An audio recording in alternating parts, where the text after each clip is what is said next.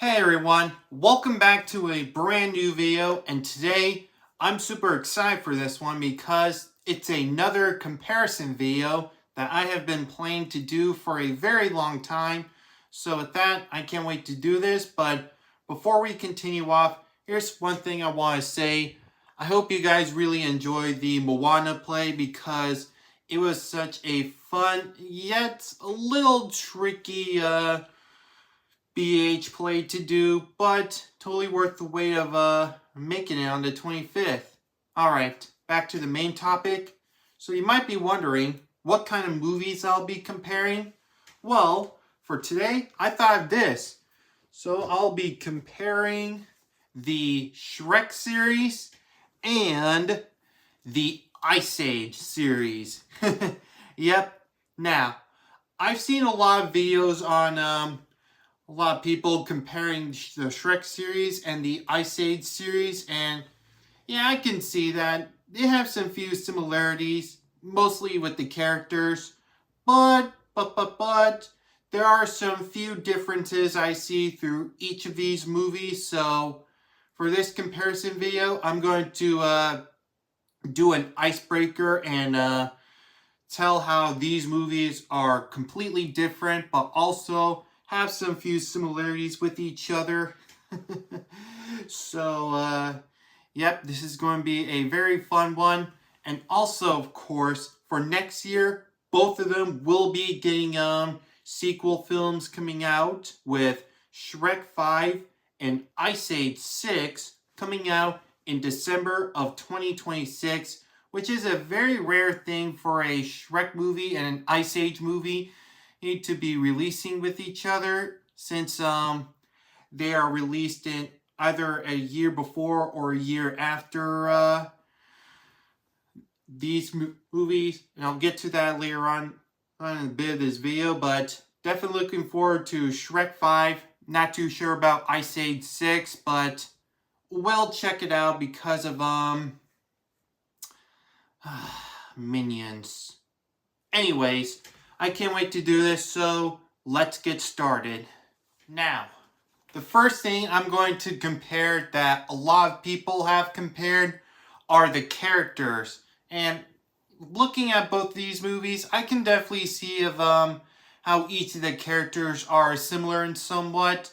We got the grumpy main protagonists slash the leaders, which are Shrek and Manny. We got the annoying members who sometimes get on the nerves of each of the members, which is Donkey and Sid. We got the cool cats, the characters that we all know and love, and they are both cat characters, which is Puss and Diego. And for a bonus one, we got the love interest slash wife, which is Fiona and Ellie. Now get ready for the most confusing part. The only difference in each of them are the introductions. Like, for example, Puss in Boots was introduced in the second film, while Diego was introduced in the first film, while Fiona was introduced in the first film, while Ellie was introduced in the second film. Now, there are also two differences for each of the characters, well, at least with the roster of the main characters for each of the film series.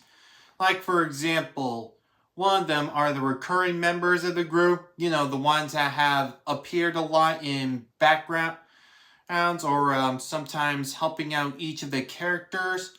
Like this, for example.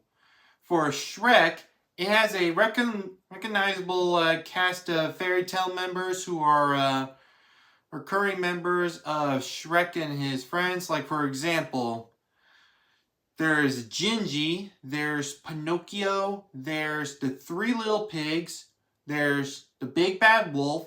I don't mean the wolf slash death from Puss in Boots: The Last Wish. I mean the wolf that dressed up like Granny from Little Red Riding Hood, And sometimes the Three Blind Mice. Also, of course, it had introduced Artie from Shrek the Third, but he only appeared once in the Shrek series such as Shrek the Third, since he became the king of Far, Far Away. As for Shrek Forever After, not a lot, but yep. Also, of course, forgot to mention there are also Fiona's parents, King Harold and Queen Lillian. However, King Harold had passed away in the third film, but other than that, that's the one thing that Shrek series has. As for Ice Age, it has a small tendency of introducing a lot of characters for the main character roster of the group, like in Ice Age 2. Throughout the whole Ice Age series, they introduced Crash and Eddie, of course, the two Possum brothers of Ellie. And in the third film, they introduced Buck, the dinosaur hunter who has lived underneath the underworld of the dinosaurs. I don't mean underworld in the dead way. I mean like dinosaurs living underneath there. And then in the fourth film, we have Louis, Peaches' Mulehog friend, along with Shira, the future, the love interest of Diego. So, yep. And then in the fifth film, we meet two other ones, which is Peach's current husband, Julian, and Sid's new love interest, Brooke, which you might have seen in my top 10 least favorite couples of my Sid and Brooke. But anyway, continuing on that, it's another surprising thing of how these two are different. For the Shrek had there was Shrek and Fiona, and then there was Puss and Kitty in the Puss in Boots series. And surprisingly, the Ice Age series, it took all five movies for Sid to find a love interest, while Donkey was married to Dragon. So ironic, but anyway. Also, of course, there was the Ice Age baby in the first film, when Shrek, did I say Shrek? I mean, Manny, Diego, and Sid had to return into the tribe of humans. Anyway, that's one of the few things are the recurring members of each of their movies. Now, the another difference in them that are completely different are the villains. So for the first movie villains, Lord Farquaad was trying to get rid of every fairy tale creature in Duloc, but also, of course, trying to find a way to become the king, which is marrying Princess Fiona before he got gobbled up by Dragon. As for Soto, he just wanted revenge on the humans for hunting down half of his pack by killing the chief's baby, of course. For the second films, for Fairy Godmother, he was just trying to force Fiona to marry Prince Charming and have the proper happily ever after, and to get rid of Shrek, as she believes that ogres don't live happily ever after. And for Ice Age, didn't really show off a all-time villain, just the ones that barely appeared a lot in the second film, just the two prehistoric sea dinosaurs that were trying to get the herd along with swimming through the flood, so that way they can get to the animals on the boat once they have no room in there. For the third films, of course, we got Prince Charming and Rudy. Prince Charming has a grudge with Shrek and Fiona for humiliating him in the second movie, and tries to take over Far, Far Away by force after the passing away of King Harold. Along with Rudy, he was just trying to get bucked for his tooth, along with Rudy's the apex dinosaur or that Buck was trying to get. Guess I should have said that properly. And for the fourth film, there was Rumpelstiltskin and Captain Gut.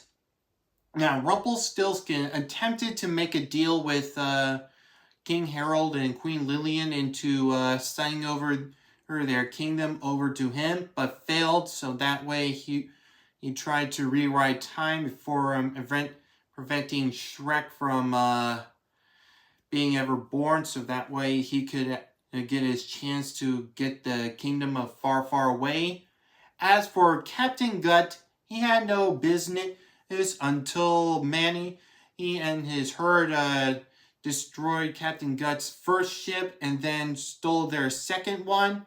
So he tried to get revenge on Manny for destroying and manipulating his crew, which is Shira. Yep. Now, of course, there are the other movies besides the first four films of these, which is Ice Age having a fifth film along with a spin-off on Disney+, while Shrek had its two Puss in Boots movies. There's not a lot to compare with them because the fifth film is the fifth installment of the main Ice Age series, while the Puss in Boots series serves as a spin-off of the series. Well, come to think of it now, either in the Shrek timeline, Puss in Boots may have came around before or after the events of Shrek. You know, how Puss met Shrek in the first place, even though he was hired to take down Shrek. But anyway, that's one of the few things. And then in the sequel of Puss in Boots, the Last Wish, it was taking place right after Shrek Forever After. So yeah, there's not a lot to compare for each of their villains. Of course, there is Humpty Dumpty, who have redeemed at the near end and either died or faked his death so that way he can live up in the sky with Great Terror and the Golden Goose. You might have seen it in the Puss in Boots credits. And then for the Last Wish, we had Goldilocks and her family mob of the three bears, which they redeemed at the near end. Then we got Big Jack Horner, who was trying to take the wish all for himself. And then, of course, everyone's favorite, Death, who is trying to come after Puss in Boots for his last life. Ooh, chilling. As for Ice Age 5, well, they had the Dino Birds, but they also redeemed at the near end of the film, but they were trying to stop Buck from preventing that asteroid from getting hit, so that way they could fly over and become the next rulers. Yeah, that sounds kind of like a silly idea, so I would say the Dino Birds weren't really the best Ice Age villains in my honest opinion. As for the Buck Wild spinoff, they introduced a Protoceratops with a very smart intelligence. I do not know his name because I haven't seen the Buck Wild movie. Because in my opinion, it looked pretty terrible. Not as terrible as Megamind and the Doom versus the Doom Syndicate, I mean. Yeah, both of those movies looked pretty terrible for a main installment sequel or a spin-off. So that's why I haven't seen both of these movies. But anyways, there's not a lot compared to each of the recurring members and the villains. There is one slight villain that have some few similarities, like Prince Charming and Captain Gut, because they both have grudges against the main protagonist. However, Prince Charming got his grudge in the second film, while Captain Gut got his grudge in the fourth film after his ship, his bounty, and the betrayal of Shira what was shown in the fourth movie. So, yeah. So other than that, that's the first comparison and differences for the first part of this video is the characters, which a lot of people do compare. One more thing I forgot to mention. There is this one character who has been a recurring part of the Ice Age series. Hasn't really interact with the hurt a lot in the films, except for parts of the first two films. But have been leading to a lot of misadventures and the ones that have been behind all the catastrophes, and that's Scrat. Yep. Now, like I say, he hasn't really interacted with the herd, but most of the movies he always had these misadventures of trying to find a spot for his acorns, something like that.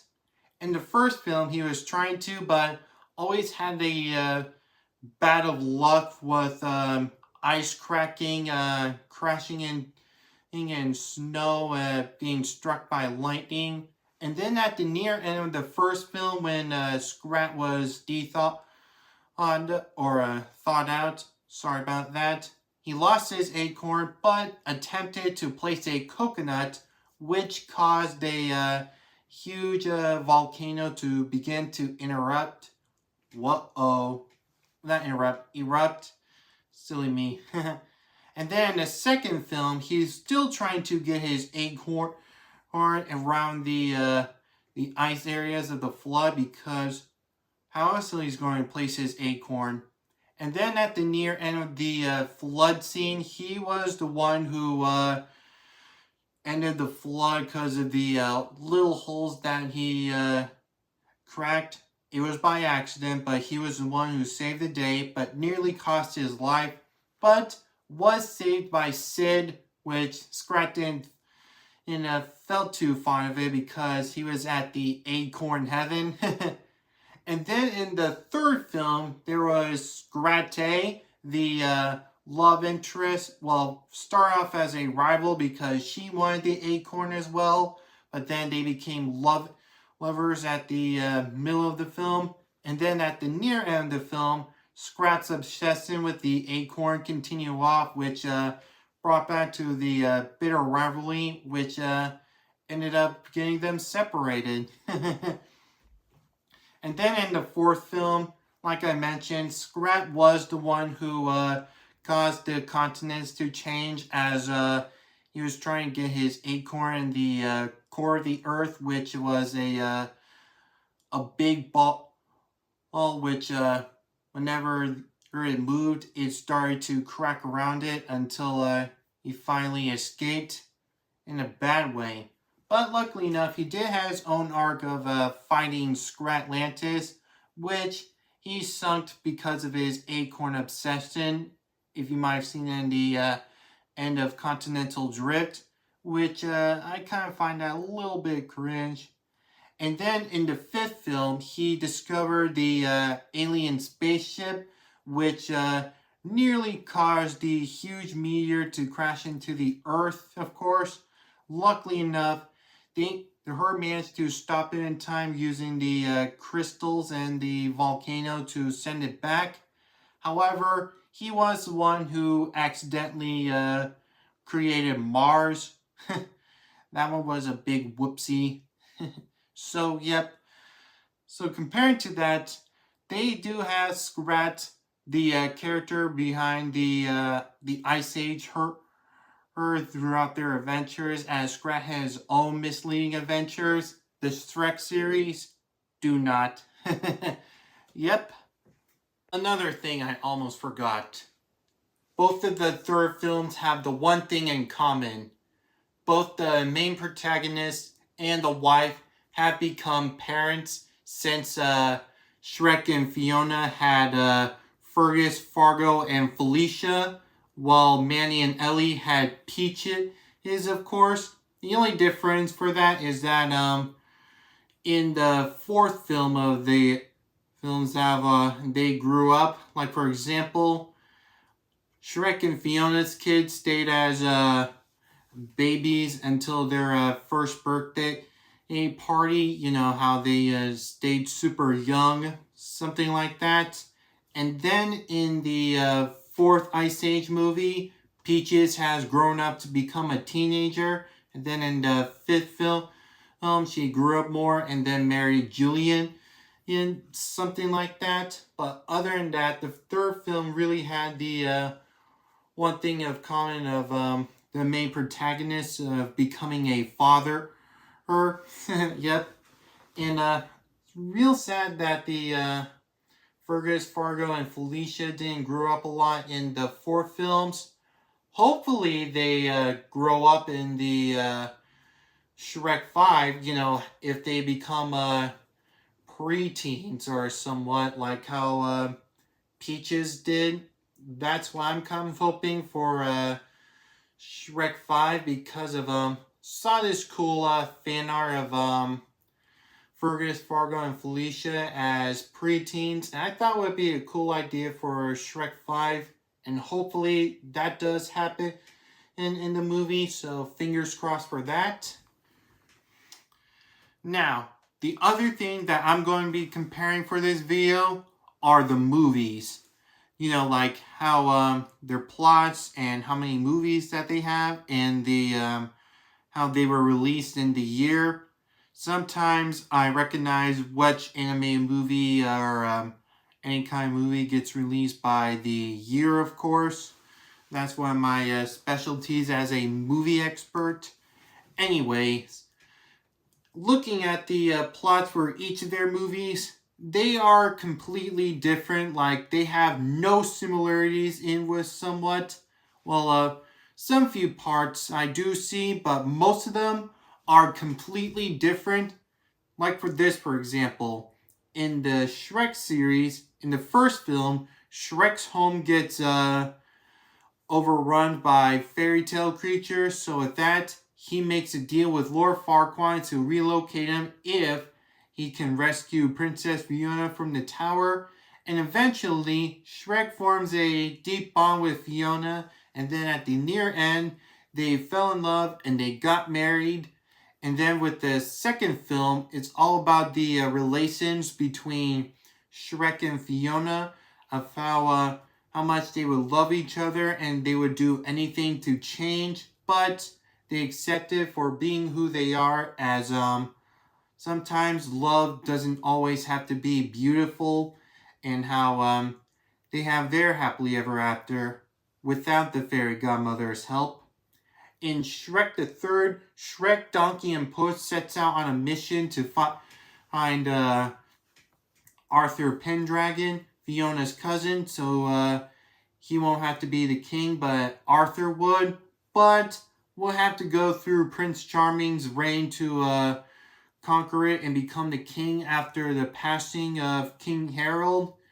And in the final film, even though Shrek was the one who changed the world and became the hero, he missed the old days and wished that he could go back in time and feels what it's like to be a real ogre again, but made a mistake of making a deal with Rumpelstiltskin by taking away the day he was born.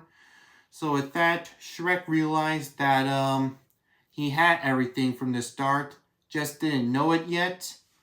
So yeah, that's the each of the plots in the four Shrek movies, including Puss with clearing his name and finding the golden goose, while in the second film he was trying to get his wish to get his 9 lives back, but realized that any lives matter with someone that you're close to, like with Kitty and the new on friendship with Perito.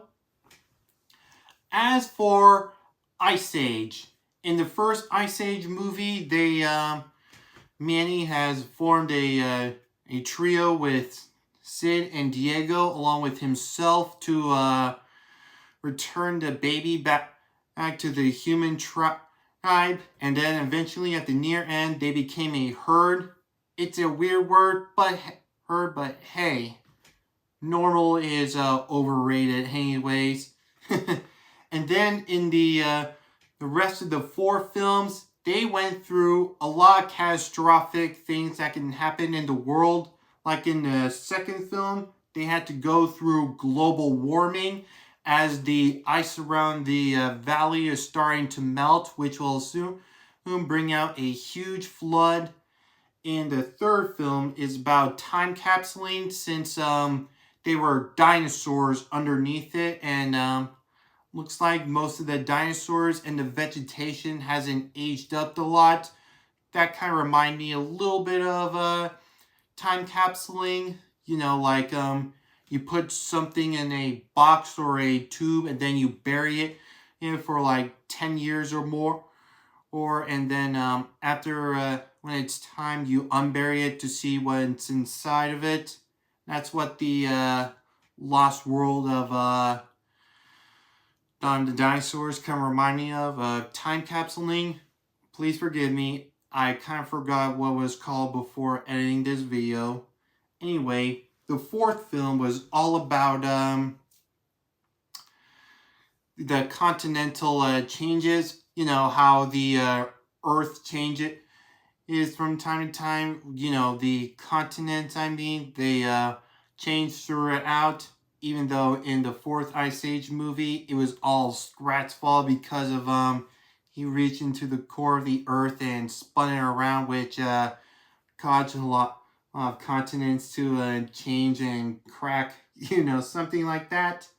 And then in the fifth film, it was all about the end of the world as the meteor was about to crash down. But the nice part about it is that the main 3 characters have their own arcs. Like in the second film, Manny was trying to find if there were any other mammoths out there to make sure he's not the last one, of course. And then with Diego facing his fear of the water, and Sid trying to get respect in the herd, even though he doesn't feel like it. And then in the third film, since Manny lost his first family, he's a little worried about his new one when Ellie becomes pregnant. Diego, not feeling his touch in his pride that he'd consider leaving until the near end, that he always feels close to the pride. And then in the third film, for Sid at least, he feels like he's being abandoned and really wants to know what it's like to have a family. And that's how he found the 3 dinosaur eggs, mistaking them for being abandoned. Obviously, Sid has grown close with Mama Dinosaur at the near end. So something like that. In Continental Drift, they were trying to head back into the continent. And, well, at least that was Manny's plan, to help his family. As for Diego, of course, he got his own love interest arc. And for Sid, he doesn't want it to feel like a screw-up after being abandoned by his family again. And then in the fifth film, Manny's a little worried that Peaches is planning on leaving and attempts to come up with a plan to make her stay. But he learned that sometimes it's time to let go of your kid when they start to grow up. As for Diego and Shira, they're a little worried about having kids, since they are both predators and they could be scary, especially in a herd of herbivores. But they learn how to get along with kids one day. And of course, Sid always wanted to find love. So, in a way, the Shrek series has 4 main installments plus 2 spin-off films, which is a total of 6 films. And then Ice Age has the total of 5 main films plus the Buck spin-off film. So, comparing to the main series, Ice Age wins by default since it has 5 movies, while Shrek has 4 for now. And for spin-offs, Puss in Boots wins with its 2 spin-off films, while the Ice Age only has 1 spin-off. And comparing them to likeness, Puss in Boots obvious wins rather than Buck Wild, since that film looked pretty terrible. So, yeah. Also, of course, for next year, they'll be getting two sequels coming up on December 2026, which is, of course, Shrek 5 and Ice Age 6. Pretty rare how they are getting released in the same year because of looking at the releases, they have either been released on either a year before or a year after. Like, for example, the first Shrek film came in 2001, while the Ice Age movie, the first one I mean, came around in 2002. And then 2004, Shrek 2 came along. And then in 2006, there was Ice Age 2, The Meltdown. And I actually read an article once that Shrek the Third was originally going to be released in 2006, but got delayed in 2007. So that is why Shrek the Third is a 2007 movie, while that film was released right after Ice Age 6. Ice Age 2, The Meltdown in 2006. Then in 2009, there was Ice Age 3, Dawn of the Dinosaurs. And the next year after that, in 2010, there was Shrek Forever After. And then in 2011, there was Puss in Boots, the first movie. And then 2012 with Ice Age Continental Drift. So that film came right after the Puss in Boots movie. And then couple of years in 2016, there was the Ice Age Collision Course in 2016. There wasn't a lot of Shrek content, unless if you include the Adventures of Puss in Boots TV series on Netflix. I might be on Netflix, I don't really know. Anyway, along with that, in 2022, there was also, of course, the theoretical Puss in Boots sequel and the streaming Buck Wild spin-off. And then in 2026, Ice Age 6 and Shrek 5 will be coming in on the same year. So that will be a first, well, the first for the main series rather than the spin-offs. Yep. So anyways, for the total of it, including the spin-offs, it's both a tie, unless if you don't want to include the Buck Wild movie. So he and Shrek would be the winner. And then on 2026, there will be 7 Shrek movies and 6 or 7 Ice Age movies. And then sooner or later, there will be a Donkey spin-off. So for the total of that in the near future, definitely Shrek would have the most movies than Ice Age, if that's the winner. Anyways, yep. So with that, that'll be it for my comparison video for both the Shrek and the Ice Age series. And I gotta say, it was a fun comparison video to do because of they do have some few similarities with each other, but they are both of the series that everyone loves, including me, of course. Yep. And I'm definitely looking forward for the movies. Shrek 5 mainly, and a little not too sure about Ice Age 6.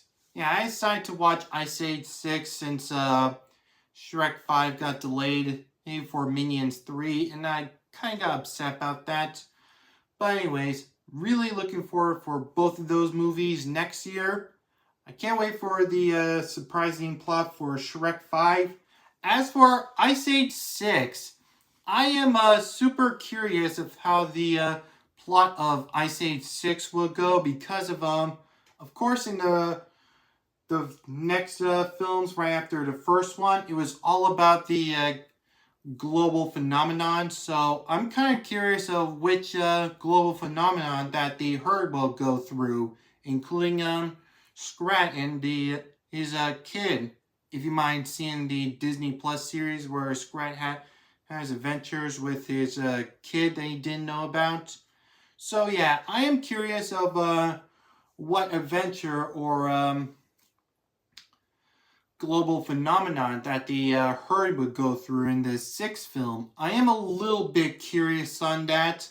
My mom thought this thing where they get defrosted, sort of like that caveman movie, which I completely forgot. Maybe it's another big freeze, something like that. Don't know, but we'll have to find out real soon once we'll get a lot of details for Ice Age 6 later on, along with Shrek 5. So with that, really looking forward to it, along with some few details for the Donkey spin-off film to come out real soon. Hopefully that film comes around in 2027, the year after Shrek 5, because of it would be really great to watch it in 2027 along with Incredibles 3. So with that, I hope both the Donkey spin-off along with Incredibles 3 would get released in 2027. Fingers crossed for both of them. So with that, that'll be it. Thank you all so much for watching. And for the question of the day, which ones do you prefer? Do you prefer Shrek? Do you prefer Ice Age? For me, I prefer both, as the Ice Age series is my third favorite non-Disney series, as Shrek is my all-time favorite non-Disney series. So with that, that'll be it. And of course, don't forget to subscribe and leave this video a big thumbs up and share this with your friends. And don't forget to follow me down below on my Instagram links in the description, and comment down what other comparisons that you notice for the Shrek and Ice Age series that I've missed out. Also, of course, which movie from each of this series is your favorite?